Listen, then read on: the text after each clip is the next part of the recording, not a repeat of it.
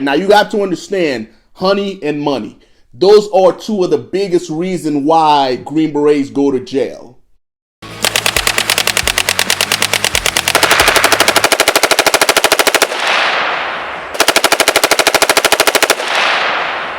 What's going on, guys? Welcome back to the channel. So today I wanted to speak to you guys about OPFUND, operational funds, and how I got fired from my first team because of it. So if you guys weren't tracking, guys, as a Special Forces ODA, whenever we deploy to certain parts or to certain regions of the world, we get what's called OPFUND, or operational funds. Now, those funds are supposed to be used for operational reasons, right? So let's say we go to Africa. There's certain things that we have to buy off the local economy. Now, whenever the pay agent gets in the country, there will be a finance office. You will go there and they will give you a bunch of classes, you and the FOO, we like to call it, right? And they'll let you guys know exactly what you can and can't buy with the operational funds that you're going to get.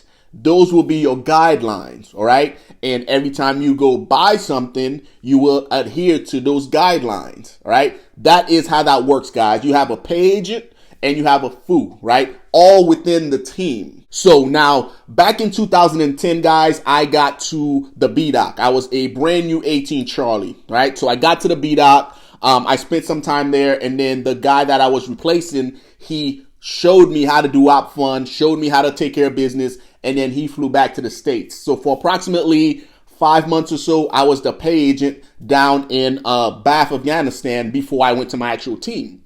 Now, fast forward 4 or 6 months, I get to Kandahar and I link up with my first team, right? While I was there was a senior Charlie there. I fell under him. He handled operational funds, right? I learned from him. All is good.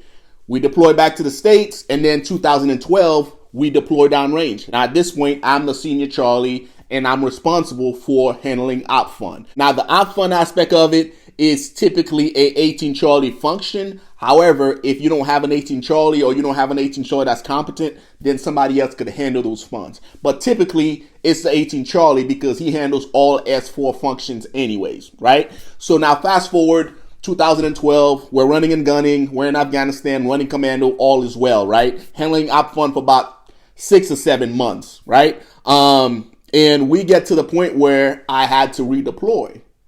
I had to redeploy because my ex-wife was going up to group, acting a fool and doing all the stuff that a wife shouldn't do, right? To the point where my leadership heard about it, and that forced me to come back to the States and take care of it. Prior to doing that, did everything I needed to do, close my books, make sure my receipts were submitted, make sure the team was taken care of, right? Because I want to say we had 3 months left in country before we had to redeploy. So I'm thinking, 3 months left without OPFUND. I've taken care of everything up to this point. It shouldn't be an issue. So I come back to the States, right? Get back to the States, and I start getting phone calls from my teammates about, hey, what happened to this? Hey, why isn't this taken care of? Why is this like that? Why is this like this, right? They came to the conclusion that I was still in OPFUND, right? And that was a big shocker for me because once I got to the team and once I sat down with the 18 Charlies and I learned how to do OPFUND, they pretty much poured into me that, hey, as somebody handling the OPFUND, you need to do everything that you can to take care of the entire team, right? You need to basically put yourself on harm's way to make sure that the team is taken care of. Yeah, gravel, buy all of it, right? More gravel, give me more gravel, all of it. That was how I was taught to do OPFUND, right? But that's what led to my downfall, right? Because I was doing all this stuff to make sure the guys were taken care of that they didn't see.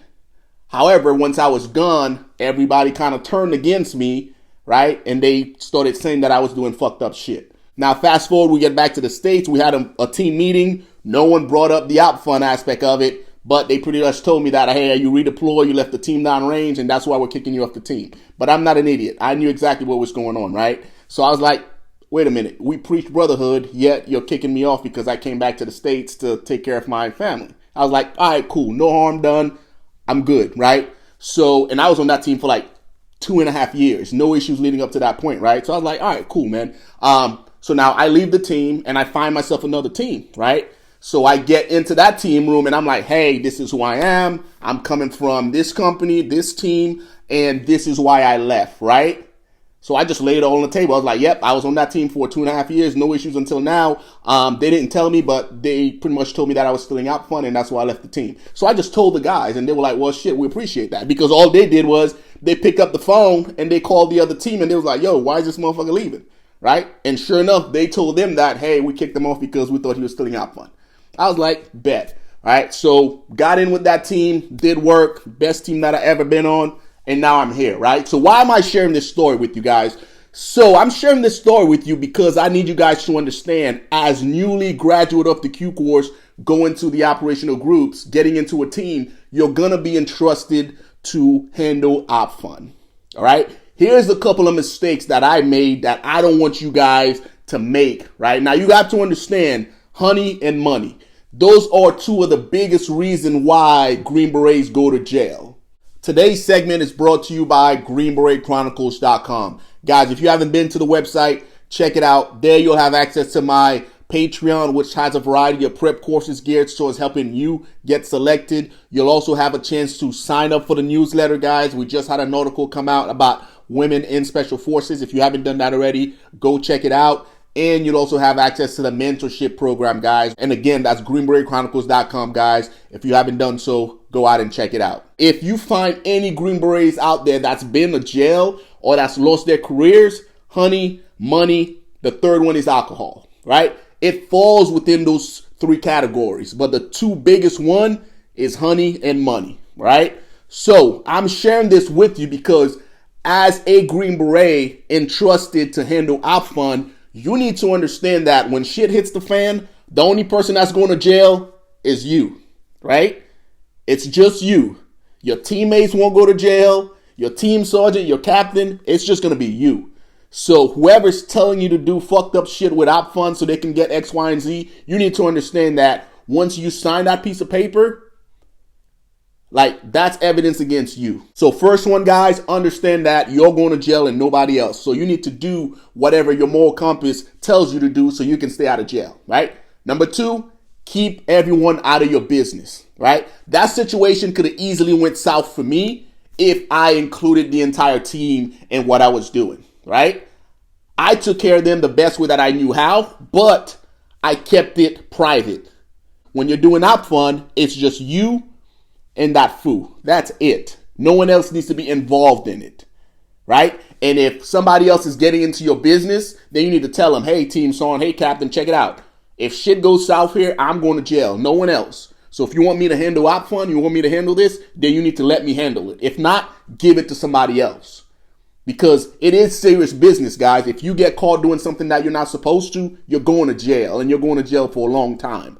So you need to make sure you keep it compartmentalized, right? It's just you and that foo. That's it, right? And before you do anything, you two are a battle buddy teams, right? So before you do anything that you need to do, you guys have to speak and make sure that everybody is in understanding as far as what the money's getting spent towards and how it's going to help the team, right? So you guys have to have that conversation, right? So that's number two, guys. Keep people out of your business, right? And number three, guys, just do what you're supposed to do with it, right? None other, hey, everybody gets haircut. Hey, you want gravel? Gravel for you, gravel for you, gravel for you. Guys, it's not worth it, man. I know way too many guys that's been in jail because they were doing fucked up shit without fun, right? So yeah, I just wanted to come on here, guys, and share that story with you. Again, because I don't want you to fall in that pitfall. I don't want you to have any shitty experience, right? I've been able to manage OPFUND successfully regardless of what other people think. Why? Because I'm here, right? I'm not in fucking jail. You got to remember too, guys, whenever you do OPFUND and you submit your receipts, your file is valid for 10 years. So at any given time, they can go back and comb through your shit and see what's going on, right? Or see what you did. So guys, make sure you know what you're doing and make sure you keep the team out of it whenever you're conducting business. Why? Because you're the one going to jail. Let me know in the comment section below, guys, if you guys know anyone that's gone to jail for OPFUND or have gone to jail for doing stuff that they shouldn't be doing, guys. I appreciate you guys watching. I'll see you guys in the next one.